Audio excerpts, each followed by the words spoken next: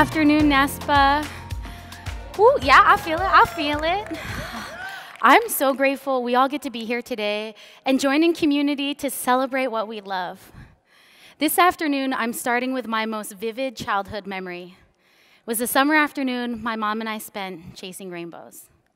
I was curled up on the couch when Mom came bursting through the door, saying I needed to come with her right away. We were zooming street to street in the rain, rapidly turning corners, and she was looking up. I was so confused. She suddenly pulled the car over and pointed up at the gray sky. A rainbow defiantly shined above. She whispered, "It's Daddy. He's sending you a message." You see, cultural stories passed down to us say that rainbows are a sign from a loved one trying to send you a message. And we had just lost my dad to a sudden heart attack. This is my favorite picture of me and my dad. He worked multiple jobs as a busboy, a mailman, a valet. He worked so hard to ensure that we had everything we needed. I was curled up on the couch that afternoon because I could not believe he was gone. Mom and I sat silent and teary-eyed looking up, the rainbow shining bright through the darkness. After the drive, we were in the garage trying to find the documents we needed for his burial, and I finally found a folder with the label "Important" in his recognizable chicken scratch. Seeing what was inside has stayed with me my entire life. When I opened the folder, it was the poems and short stories I had written about our family and our life over the years. This is what was important to him. My dad was showing me, even after his death, that our lives are tied together with the stories we share. That day of chasing rainbows reminded me that, like a rainbow, we are special and should shine through the darkness. Our stories are important. Years later, I was reminded the power of stories. I was seeing how words were used to spread and embolden hate to marginalized communities. How could I support my students to make space to show them that their life is important? And that's when I was introduced to autoethnographic poetry. One of our professors had us do a cultural share before one of our doc classes, and she helped reintroduce it to me. Reminded me that it's been a part of my entire life. I learned that autoethnographic poetry is used all around the world for healing. It's a way for us to share in our own way, our own voice. It's beautiful, and I started to see it everywhere. One of our professors took us to the immigration station at Angel Island, and we could physically feel the poetry our ancestors carved into the walls.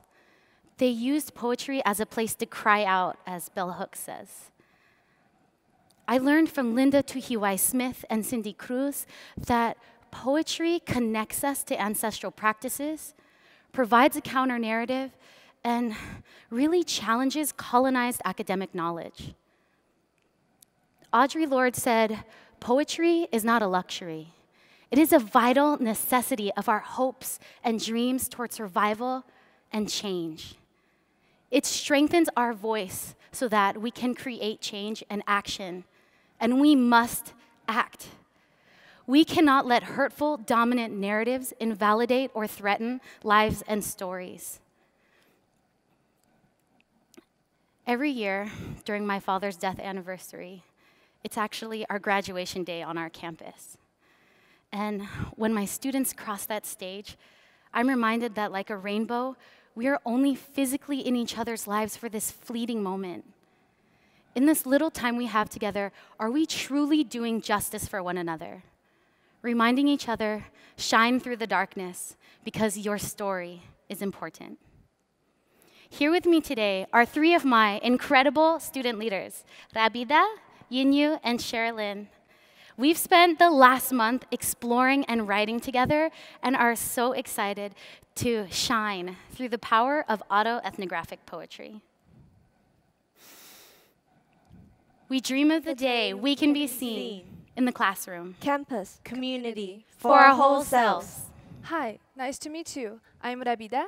Michiko. Yinyu. Sherilyn. That's hard to remember. Don't you have a nickname? Don't you have an American name? My name means leader to the right way. My name means beautiful, wise child. My name means honored, elegant girl. My name means beautiful, beloved princess. Our parents chose these names for a reason. Our names are hard to pronounce, but that's what defines us, what shapes who we are. In America, surrounded by different races, Asians are still being discriminated today. We do cool things too. Not only study, not only excel at math. We may have accents, but making fun of it is not appropriate. We are not all your cis-het little pet, your exotic geisha girl, China doll, or submissive flower on the wall. I may be an Asian international student, but I'm not loaded with money. I am not your quiet, obedient girl without a voice of my own. There's an Asian American castration in every education citation. None are in need. This monolithic model minority means neglect, and many don't see the necessary. At 55.9%, we are the largest population of the U.S. immigrants. With high percentages of stop-out rates, homelessness, and high mobility, living well below the poverty line, our Southeast Asian, Desi American brothers and sisters are being forgotten. Asian American students have the highest dollar amount of unmet need in higher education. More than 55% of us experience physical or sexual violence. People often don't realize we make up 48 countries with complex cultures and complex stories. Asians are already overlooked, but when you're from an ethnic group that doesn't have its own country, that is living under the shadow of one of the most influential countries, no one will remember you. I'm from an ethnic minority group called Uyghur, who primarily lives in Western China. We live in a region that is 3 times the size of France, 7 times of United Kingdom, 4 times of California. We're borders with 8 countries. There are 9 million of us, and we're still considered a minority group. No one knows who we are. Or we're known for being the victim of a political repression. But there's so much more about us that is worth knowing. The 6,000 years of history, the delicate language, the dulcet melody, and the people. The scientists, the artists, the farmers, the shepherds, the individual with intelligence and complex stories. We are Uyghur, but we're more than just a word, and we deserve more than, oh, I never heard of that. I'm a Hong Konger, from China, I sometimes said. That's how I answer when people ask. People are always asking, why don't you say you're a Chinese? Isn't Hong Kong in China? It's just because we don't refer ourselves that way. Many people didn't know, which it was not mentioned in the curriculum here. Hong Kongers have a unique identity and culture, being colonized by the British for more than 100 years. One country, 2 systems, what people decided during the handover. We are capitalists while they are socialists. We have our own legal system, our own currency, our own passports, and our own area codes. We are also able to browse the internet without any blockages. Even though we are in the same country, we are different. From Yokohama to Angel Island was no heaven when, on the wing of the West, my ancestors arrived expecting to thrive. Lady Liberty, lacking. Curfews and curbed views on race, where the public gladly turned away their face, on internment camps built all over this United States.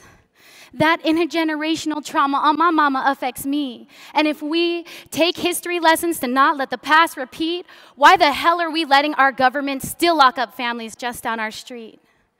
Whole history and collaborative action must meet, or true academic achievement is not complete.